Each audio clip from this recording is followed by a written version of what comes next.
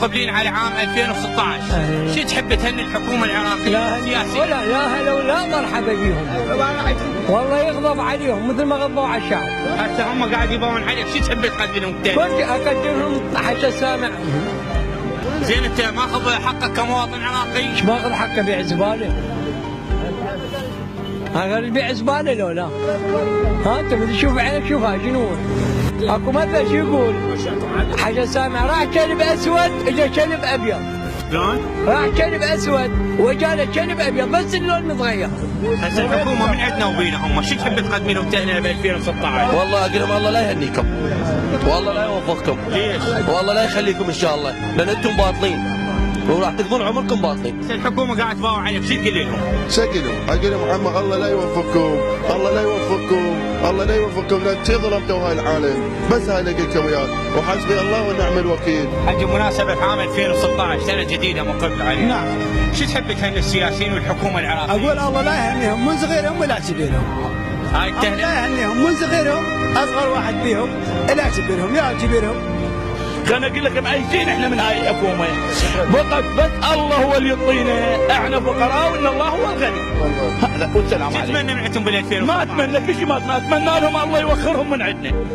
وكان اريد الحكومه تبوع مو علي، وانا واحد من الشعب، كان تبوع على هاي الشعب، الناس المسكينه تجاهدت واحنا نصبناها مش كراسي.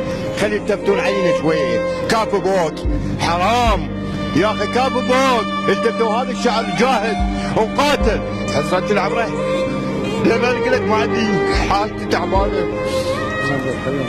لا حول اسير وما حد يعطينا حقي. اي والله يجي شو تشوفون تحب تهني الحكومة العراقية؟ والله يسوي لي واتيب ويسوي لي شيء. هاي حالتي، هاي والله ما كل ما عندي ولا راتب ولا تسمع كل شيء ما عندي. ما عندك راتب؟ ما عندي والله. كل ما عندي والله العظيم كل ما عندي، بس انا رب العالمين. انت كفان متزوج؟ لا ما متزوج، ما عندي امكانيه. ايش تاكل؟ حبات.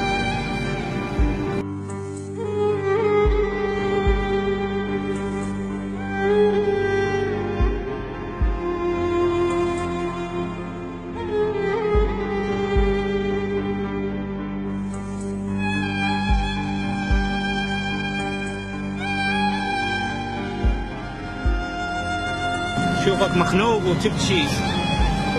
أنا عشت على عيشتك؟ حاجة ما عندك راتب؟